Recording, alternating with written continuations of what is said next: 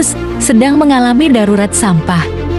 Hal ini disebabkan belum maksimalnya pengelolaan sampah. Berikut tanggapan dari Ketua Lembaga Hijau Kudus.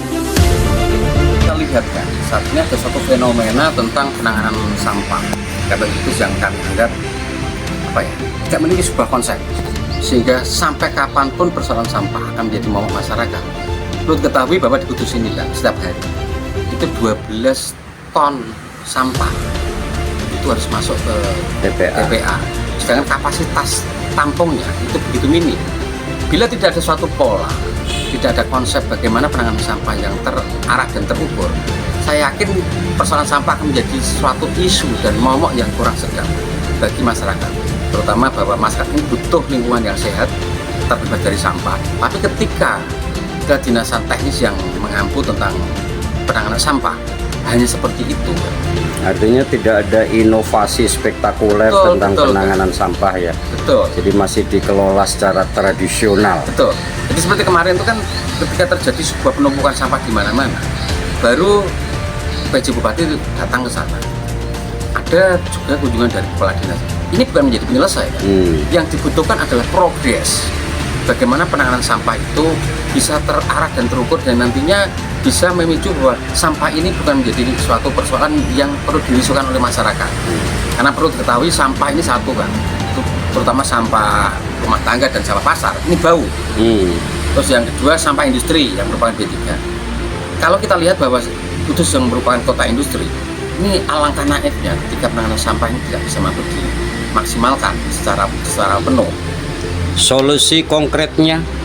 Solusi konkretnya adalah satu kan, ada suatu evaluasi dulu. Apa sih kendala kekurangannya? Apakah infrastrukturnya, ataukah memang peralatannya, ataukah penganggarannya? Kalau segala sesuatu kan, itu memang diperlukan sebuah sarana dan prasarana yang cukup, maka dibutuhkan penganggaran yang cukup. Sehingga jangan pakai alasan bigonya rusak atau apanya yang rusak. Alasan klasik ya. Betul, itu hanya alasan yang dibuat untuk pembenaran dan dicari-cari kan. Dan kami sebagai masyarakat Kudus, alangkah naifnya ya kan, ada seorang kepala dinas menyatakan bahwa alasan kendalanya karena faktor peralatannya rusak. Ini kan sesuatu yang ironis. Ya, seolah menghindar dari tanggung jawab dan fungsi ya. Betul, maka saya katakan bahwa persoalan sampah itu simpel. Ada enggak konsep pola penanganan sampah terukur dan tepat? Kota-kota lain bisa loh kan. Contohnya saja Cilacap, dia mampu memanfaatkan sampah ini menjadi bahan bakar. Karena sampah ini kan ketika bercampur plastik dan non-organik, ini sulit nanti mereka. Berarti solusinya ada teknologi untuk pengolahan sampah. Salah satu alternatifnya. Salah satunya. Itu yang kedua. Daya inovasi pengolahan sampahnya yang terutama. Karena satu, teknologi kita datangkan, sumber daya manusianya harus resourcesnya ditata.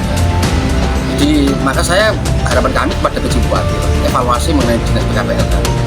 Mereka yang tidak mampu geser saja, karena akan menjadi beban pemerintah dan menjadi citra buruk pemerintah dalam hal sampah saja tidak menangani dengan baik.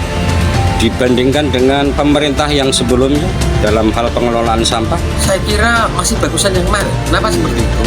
Hari ini kita lihat dari DPA yang ada di PKPL hanya sepertinya sak lakune. Jadi kegiatan pemerintah dengan dari sisi penganggaran yang begitu minim tidak mungkin akan mampu untuk menyelesaikan persoalan sampah. Jadi dinas terkait ini seolah hanya sekedar gugur wajib, tidak ada inovasi. Ya, kalau orang kudusan bilang itu kan gini kan. Jadi ASN paling enak datang modal raup masih digaji pemerintah.